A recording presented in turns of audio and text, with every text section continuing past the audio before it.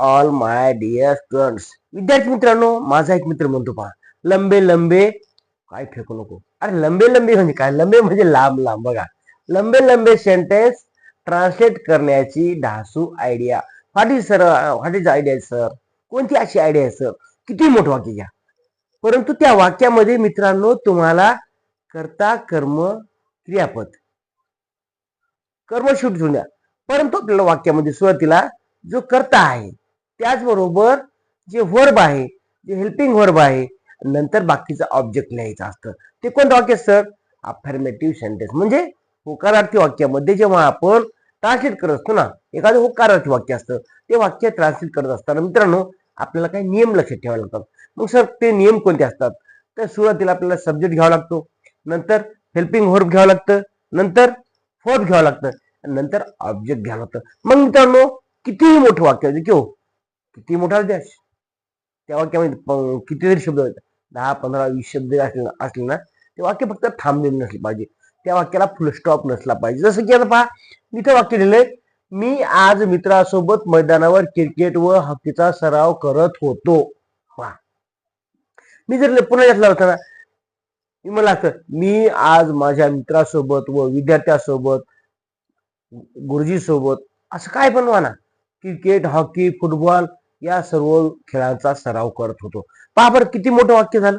परंतु विद्यार्थी मित्रांनो, कितीही वाक्य मोठं झालं तर त्यामध्ये आपल्याला त्या वाक्याचं स्ट्रक्चर अगोदर माहिती पाहिजे. मग sir what is structure of this sentence? या वाक्याचं स्ट्रक्चर काय असू शकतं? हे आहे होकारार्थी वाक्य, आणि होकारार्थी वाक्याचं याचं स्ट्रक्चर आधी लिहून देतो तुम्हाला इथे बाजूला. बघा, याचं स्ट्रक्चर येईल बघा.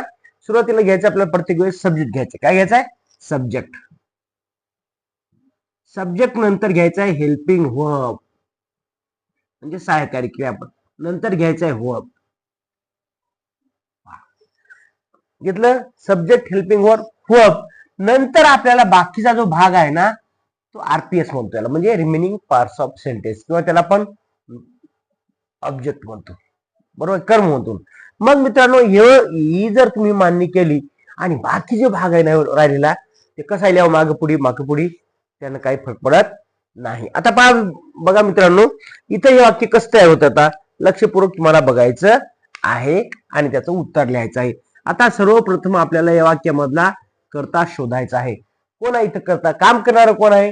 मी आहे, म्हणून कोण काय इथं आय. हे झाल्याच्या नंतर सर आता पुढे काय घ्यायचंय, तर आपल्याला हेल्पिंग वर्ब म्हणजे सहाय्यकारी क्रिया कुठं असेल सर? कुठं असतं ते सहाय्यकारी क्रियापद? वाक्याच्या सर्वात शेवटी ते सहाय्यकारी क्रियापद असतं, एवढं लक्षात ठेवा. मग काय होतो? आता कोण? आय वाज, म्हणजे मी होतो, म्हणजे होतो साठी काय येईल? वाज येईल मित्रांनो. या ठिकाणी जेव्हा एखाद्या वेळेस तुम्हाला हे लक्षात ठेवायचे की वाज काय घ्यायचं, जर मी असेल ना, एकवचनी करता असेल किंवा ती असेल शी वाज, पण ते अनेक असेल, आम्ही आहोत, आम्ही होतो, मग इथं काय येईल? कमेंट करा.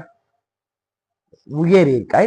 वी वेअर असेल, दे वेअर आहे का नाही, यू वेअर म्हणजे तुम्ही असेल तर. मग मित्रांनो हे हेल्पिंग वर्ब लिहावं लागतं, आणि हे लक्षात ठेवा, हेल्पिंग वर्ब हे सर्वात शेवटी असतं. मित्रांनो हेच करत असताना जर तुम्हाला माझा व्हिडिओ आवडत असेल तर नक्की चॅनलला सबस्क्राईब करा, लाईक करा, शेअर करा. आणि बघा, सबस्क्राईब केल्यानंतर बरेच मुलं काय करायचं की जे समोरील बेल आयकॉनचं बटन आहे का नाही, ते दाबायला विसरायचं. मग त्यांना काय होतं की मी व्हिडिओ टाकला इथून की ताबडतोब त्याला त्याचं नोटिफिकेशन मिळत नाही. सराकडे आपले इंग्लिश गुरु आळणे सरांनी आज व्हिडिओ टाकलाय, त्याला पटकन दिसत नाही ते.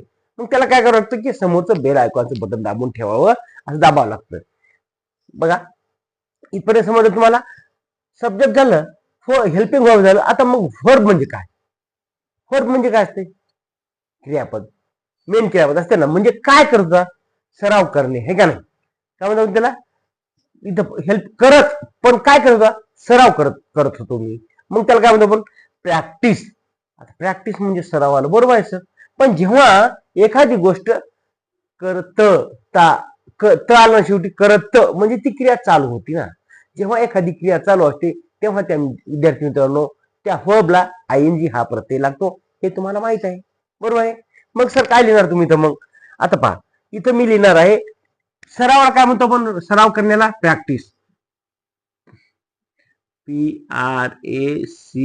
टी आय सी पहा PRACTIC PRACTIC मग इथे प्रॅक्टिस झालं पण त्या ठिकाणी त असल्यामुळे याला मित्रांनो आपल्याला घ्यायचंय ING काय घेतलं मी आय वॉज प्रॅक्टिसिंग काय मग नंतर आता मित्रांनो इथपर्यंत आपलं वाक्य तयार झालंय मी सराव करत होतो मग कुठं करत होता कोणासोबत करत होता कोणत्या खेळाचं करत होता हे सर्व बाकी तुम्ही मग मागे पुढे लिहू शकता आता कशा खेळ करत होतो मी सराव क्रिकेट अँड हॉकी मग इथे लिहा ना I was practising cricket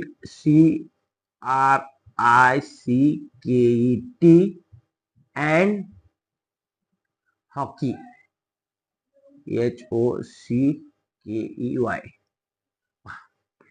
I was practicing cricket and hockey कुठं कुठं करत होतो मैदानावर म्हणजे काय ऑन द फील्ड FIELD पहा मी मैदानावर काय करत होतो सराव कोणासोबत मित्रासोबत विथ अ फ्रेंड विथ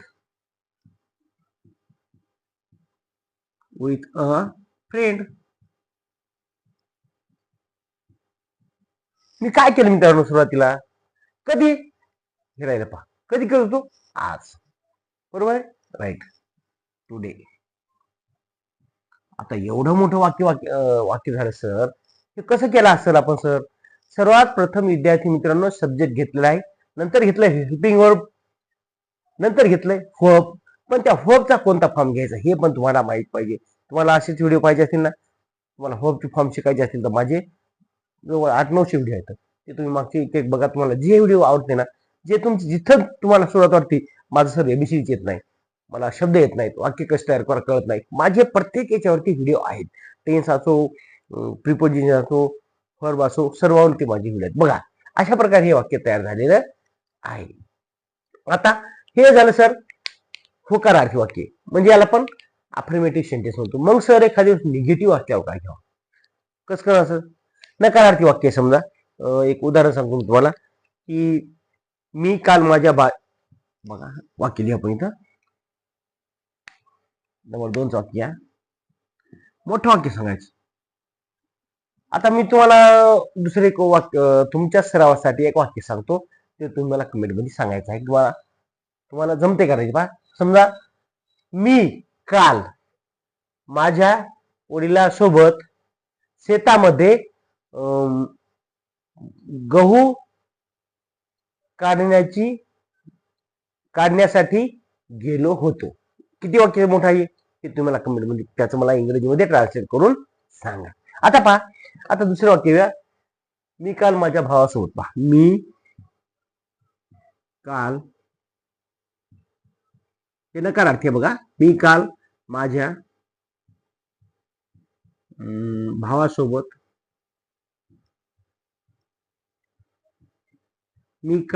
भावासोबत पुढे सांग मला काय आमच्या शेतातील विहिरीत पोहत नव्हतो पहा आमच्या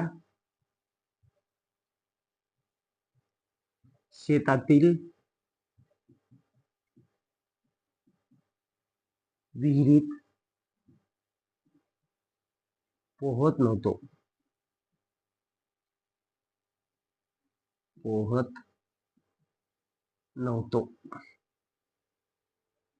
आमचे भाऊ वगैरे पोहू लागले परंतु मी पोहत नव्हतो मग हे सर नव्हतं म्हणलं नाही म्हणजे नकार आला मग सर एवढं मोठं वाक्य आहे परंतु हे नकारार्थी वाक्य असल्यामुळं या ठिकाणी आपल्याला फक्त काहीच करायचं नाही फक्त नॉट लिहायचं कुठलं आहे सर नॉट हेल्पिंग व्हर्बच्या पुढे आधी सब्जेक्ट घ्या हा झाला सब्जेक्ट नंतर घ्या हेल्पिंग वर्ब नंतर घ्या नॉट नंतर घ्या वर्ब नंतर घ्या RPS काय सांगितलं मला नॉटच्या नंतर पुन्हा वर्ब घ्यायचंय आणि नंतर RPS म्हणजे त्याला आपण ऑब्जेक्ट म्हणतो ते घ्यायचं पहा मग वाक्य सर कसं होईल फक्त आपल्याला लक्ष द्यावं की नाही असं तर नॉट घ्यायचं म्हणजे मी आता दुसरे वाक्य सांगतो काल आमच्या गुरुजींनी आम्हाला शाळेमध्ये शाळा सुटण्याच्या वेळेला आम्हाला गृहपाठ दिला होता, परंतु तो मी पूर्ण केला नाही. किती मोठं वाक्य आहे सर, किती असू दे ना, हे तुम्हाला मला कमेंट मध्ये तुम्हाला करून दाखवा दुसऱ्या वेळेस. आता हे झालं ना, हे पहा आधी याची सिस्टीम पहा, याचं स्ट्रक्चर पहा. हे स्ट्रक्चर लक्षात ठेवा. Subject plus helping verb plus not plus verb plus object म्हणजे आरपीएस. मग हे वाक्य तयार कसं होतं सर, बघा बघितलं होता. आता इथं सब्जेक्ट कोण आहे, आता मीच आहे इथं सब्जेक्ट, मी म्हणजे आय. आता हेल्पिंग वर्ब काय, नव्हतो म्हणजे काय येईल, होतो रे, नव्हतो, वाज नॉट, काय बघा, वाज नॉट. आय वाज किंवा वाजंट घेऊ आपण. इथं वाजंट म्हणजे वाज नॉट सुद्धा होते ना, बरोबर आहे का नाही सांगा. राईट. मग सर आय वाज नॉट, मग सर वर्ब कोणता आहे, काय क्रिया कोणती करायला आपण, पोहण्याची. मग त्याला आपण काय म्हणतो, swim. I wasn't swim, SWIM. परंतु मित्रांनो पोहत आले, येत आल्यामुळे काय होतं, आता सांगितलं ती क्रिया चालू होती ना. तर जेव्हा एखादी क्रिया चालू असते तेव्हा त्या ठिकाणी त्या वर्बला आपल्याला आयएनजी हा प्रत्यय लावावा लागतो, बरोबर. मग I wasn't swimming, SWIMMING, I wasn't swimming, कुठं, इन द वेल म्हणजे विहिरीत, इन द वेल, कुठं, विहिरीत. कुठं, मग आमच्या शेतात. काय येईल त्याच, इन आवर फार्म, आमच्या शेतात, शेतातील नाही, आमच्या शेतातील, इन आवर फार्म. आता तुम्हाला माहिती फार्म म्हणजे काय बघा, शेत, बरोबर आहे. कोणासोबत, विथ माझ्या भावासोबत, म्हणजे विथ माय ब्रदर. मग कधी, काल. कधी पोहोचतो, काल म्हणजे येस्टरडे, YSTERDY. एवढं मोठं वाक्य जरी आलं. आता पहा मित्रांनो, परीक्षेचे दिवस चालू आहेत, परंतु तुम्हाला एक लक्षात ठेवायचं आहे, तुम्हाला ट्रान्सलेट करण्यासाठी जेव्हा एखादा मोठा पॅराग्राफ येते ना, एखादं वाक्य पहा बरंच लांब असतं असंच, मग त्यावेळेस तुम्हाला काय लक्ष ठेवायचंय, ते वाक्य अफर्मेटिव्ह आहे का निगेटिव्ह आहे हे लक्षात ठेवायचं. किंवा एखाद्या प्रश्नार्थी चिन्ह WH फॅमिली येते ना, असं पण असते ना, काल तू एखादं काल तू अभ्यास काल तू का अभ्यास केला नाहीस, आहे का नाही, बरोबर आहे. मग ते वाक्य कसं घ्यावं सर, ते पण सांगतो इथं, लक्षात ठेवा. नंबर 3चा आहे, त्याला आपण WH फॅमिलीचे वाक्य म्हणतो. What are you doing, why are you crying, तू का रडतायस, तू काल अभ्यास का केला नाहीस, हे झालं निगेटिव्ह. होकारार्थी प्रश्न असतो, नकारार्थी प्रश्न असतो. मग सांगा सर, आता एक उदाहरण घेऊया. एक मुलगी होती का, सुनीता, पुढे काय सांगा, आज भर उन्हात, आज भर उन्हात,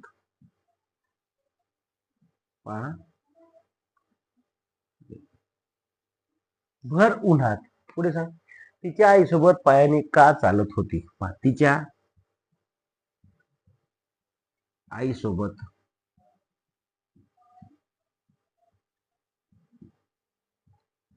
पायाने का चालत होती, पायाने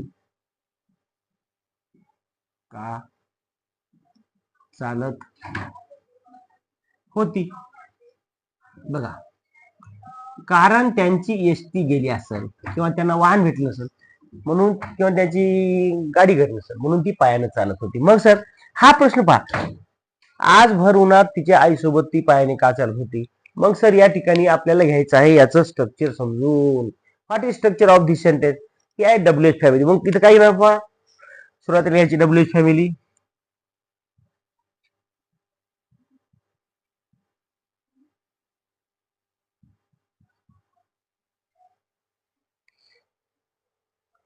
नंतर घ्या हेल्पिंग वर्ब,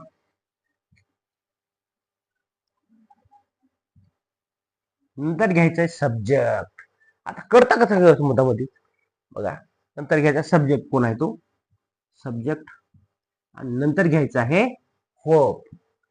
बरोबर आहे ना.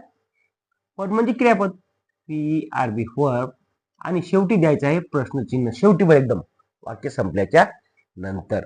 मग आता मित्रांनो WH फॅमिली म्हणजे काय हा प्रश्न विचारा. का चालत होती, व्हाय, काही व्हाय वाच, का होती ना, का होती म्हणजे व्हाय वाच, का चालत होती, म्हणजे हा प्रश्न काय का होती, का होती, बाळ का रडत होतं है का ना, तू काल शाळेत का आली नव्हती है का, असं होईल ना. मग इथं काय येईल सर, सब्जेक्ट इथं WH फॅमिली मध्ये काय येईल सुरुवातीला लक्ष द्या की आपल्याला व्हाय का व्हाट, व्हाय वाच का, म्हणजे व्हाय म्हणजे का, व्हाय वाज, हे झालं WH फॅमिली व्हाय वाज. नंतर हेल्पिंग वर्ब काय, हे झालं WH फॅमिली WH व्हाय, आणि हेल्पिंग वर्ब वाज म्हणजे होती ना. हे झालं WH फॅमिली, आणि हे झालं हेल्पिंग वर्ब वाज म्हणजे सहाय्यकारी क्रियापद. नंतर subject, who is subject in this sentence. मी प्रत्येक म्हणतो 10 वेळेस तुम्हाला सांगितलं प्रत्येक वेळेस की जेव्हा जेव्हा एखादा व्यक्ती कार्य करतो, एखादं काम करतो, त्याला आपण सब्जेक्ट म्हणतो. आणि हा इथं कार्य करणारी कोण आहे, ती मुलगी आहे. तिचं नाव काय बाळा, राईट, सुनीता. बघा SUNIT. दुसरी गोष्ट महत्वाची की हे जे नाव लिहितो आपण, कोणतंही नाव असो, गावाचं असो, मुलाचं असो, मुलीचं असो, शहराचं असो, काचं पण, ते आपल्याला पहिलं अक्षर आपल्याला कॅपिटल हे एस मोठ्या काढायचं. लक्षात आलं. नंतर आता होप कोणता आहे, क्रिया कोणती करायची, कोणती क्रिया करायची, चालण्याची, मग त्याला आपण वाक म्हणतो, WALK वाक. पुन्हा इथं त लागलं सर, इथं क्रिया कशी आहे, चालण्याची क्रिया, चालत त लागलं की तुम्हाला काय माहिती आहे, त्याला प्रत्यय लागतो, काय लागतंय ING, WALKING वॉकिंग. मग आता बाकीचं तुम्ही वर्ब झालं, आता बाकीचं हे ना भाग आहे ना, मागं पुढे लिहित आहे तेवढा पडत नाही, तुमचं वाक्य चुकत नाही. तुम्हाला सरावाने हे आपोआप येईल की तुम्हाला एकदम शेवटी जायचं, नंतर असं रिव्हर्स मध्ये यायचं. हे तुम्हाला मी सांगितलेलं आहे, माझी पाठीमागची व्हिडिओ बघा, 100% तुम्हाला फायदाच होणार आहे. इथे काय तुम्हाला 1 रुपया लागत नाही. लक्षात. व्हाय वाज सुनीता वॉकिंग. आता बाकीचं आपल्याला लिहायचंय, काय लिहायचंय, कोणासोबत, विथ हर मदर, तिच्या आईसोबत. वॉकिंग झालं ना पायाने, मग तिची आईसोबत म्हणजे with her mother, with her mother. आता मग कुठं, भर उन्हात, मग त्याला काय बघा, in the hot sun, in the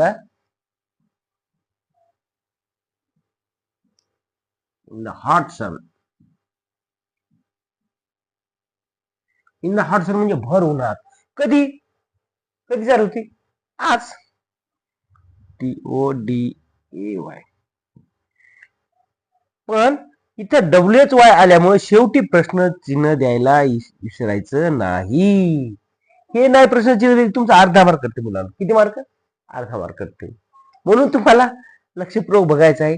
WH family घेतली, नंतर हेल्पिंग वर्ब घेतलं, नंतर काय इथं बघा सब्जेक्ट घेतलेला आहे इथं हे सुनीता, नंतर वर्ब घेतलं हे वॉकिंग, चालण्याला वाक म्हणतो, पण ING प्रत्यय असल्यामुळे तिकडे चालण्याची क्रिया चालू होती म्हणून त्याला ING लावलं.